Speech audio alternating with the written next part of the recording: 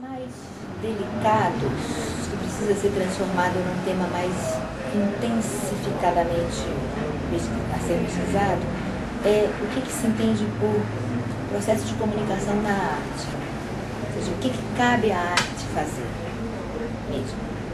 Porque nós jogamos em cima da arte um conceito de comunicação que vem dos meios de comunicação. E esse conceito de comunicação dos meios de comunicação necessariamente implica em compreensibilidade. Não posso receber uma notícia na televisão corrida. Não posso abrir o jornal e não entender a manchete. Não, simplesmente não posso. Então, os meios de comunicação cuidam de fazer uma comunicação compreensível, acessível para muita gente. Por isso, eles são meios de comunicação de massa. Para muita gente. Você pega um livro de filosofia do Kant, ele não é muito compreensível para muita gente, mas estudantes de filosofia acham aquele livro compreensível, porque eles têm uma certa familiaridade com aquele tipo de escrita.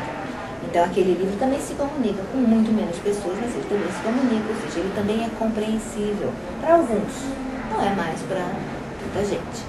Como a notícia de jornal, todo mundo que souber ler precisa entender o que o jornal está falando. Então, quando a gente fala nessa compreensão para a arte, a gente nem sequer descobre de qual modelo de comunicação está falando, quais são, que está falando, trazendo para a arte um princípio de comunicação que é o dos meios de comunicação de massa. Todo trabalho artístico deveria ser manchete de jornal. Se comunicar com todo mundo que quisesse entrar em contato com ele. E por que não ser o livro do Kant? Não se comunica com todo mundo que quer dizer, só se comunica com quem quer entrar em contato com ele. Quem esbarrar naquele livro, e voluntariamente, se você vai entrar em contato com o Kant, é porque você já está, primeiro que você já sabe que ele existe, depois você já sabe que apito ele toca, e aí você está interessado no apito que ele toca. Então você já tem um acordo entre você e ele. Então a gente, para falar dessa tradutibilidade do trabalho artístico, precisa entrar um pouco mais na discussão do que é comunicação entre arte e público. E entender o conceito de comunicação, de onde está vindo, qual é a expectativa, etc, etc. Ninguém reclama que um vestido de alta costura se comunica só com um bolso muito rico. É perfeita essa comunicação. Ele nasceu para ser de uma única pessoa. A comunicação dele está perfeita, completa, extraordinária, porque é isso mesmo, ele é projetado para ser um vestido que só uma única pessoa que tem um bolso muito rico, uma carteira muito recheada, pode ter. Então tem muitos níveis de comunicação. E esse é o público dele. O público dele que é um. Esse é o público um. Precisa achar esse um, mas é só um. Dois não pode, porque só tem um vestido. Não tem dois. Então, essa é uma conversa que precisa de assim, um pouco de epistemologia, na verdade, sem querer ficar falando nada difícil, mas ou seja, precisa de critérios para a gente poder fazer uma organização melhor dessa discussão. Disso. Ou seja, epistemologia porque tem critérios mais claros, apoiados em conceitos assim que você possa concordar. E deixar de falar em comunicação, como você fala, de uma coisa muito vaga, muito como se todo mundo soubesse que é só isso mesmo. Não tem uma forma só de comunicação. O sucesso da comunicação não está baseado em números, depende muito. Depende muito do que é que está sendo comunicado, para quem está sendo comunicado. O sucesso da comunicação é esse vínculo, mas isso não significa número.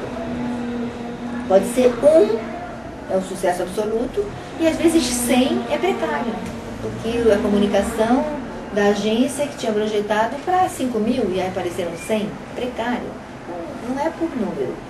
É por uma compreensão primeiro grande, que é uma compreensão do que é comunicação, dessa tirania do entendimento de um modelo só de comunicação, que é só vinculado com números, que tem a ver só com um entendimento que é um entendimento que está atado com a sociedade de consumo, que está atado com o mundo da fábrica, com linha de montagem, e a gente vive nisso, ou seja, que está atado com as regras do capitalismo de sucesso.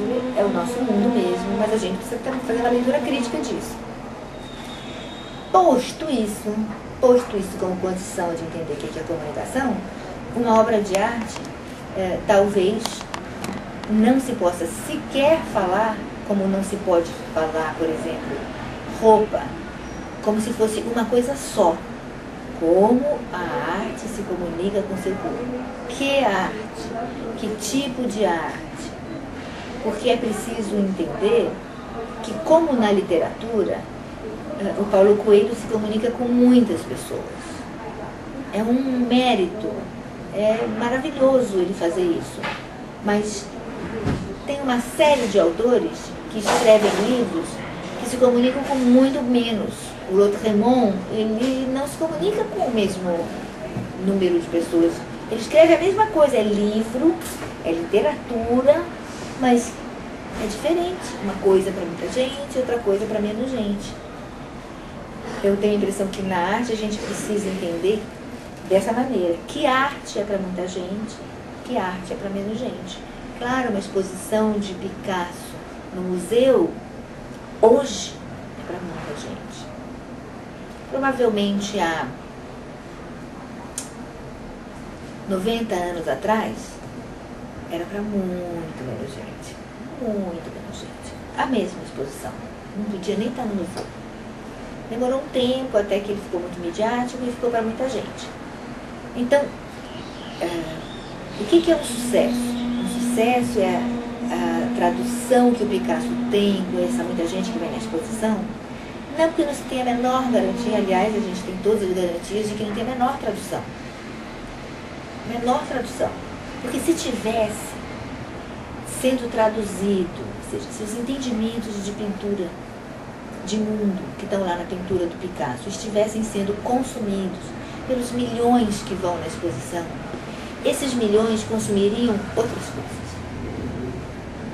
Parecidas com aquele entendimento de mundo, associadas àquele entendimento de mundo. Na medida em que isso não se dá, não está havendo tradução, está havendo uma outra coisa, uma espetacularização, uma mediatização, etc., uma celebrização, outra coisa, mas tradução dos pensamentos não está. No entanto, os números são milhões foram lá assistir a exposição. Então, são muitos, assim, é como se a gente tivesse que desdobrar muitos níveis para a gente poder falar. Primeiro de números, que números garantem comunicação. Pensando na exposição do Picasso, não garante. E a prova é que, garantida fosse essa comunicação só porque o cara foi lá na exposição, ele frequentaria museus. Ele frequentaria exposições de arte contemporânea, moderna, ele frequentaria outras. Não é fato. Não é fato. Esse público dessas grandes exposições, a do Rodin, do Picasso, ele não se transfere, ele não tem continuidade, porque ele é mesmo um pico de um fenômeno midiático. Então, que comunicação está acontecendo de fato? Que tradução está acontecendo daquelas ideias daquele público todo que está lá? Isso é que a gente precisa pensar quando a gente fala, por exemplo, de dança contemporânea, antes de abrir a discussão se a dança contemporânea está se comunicando, está se afastando das pessoas, se ela está se tornando mais hermética, para menos gente, elitista, blá, blá, blá.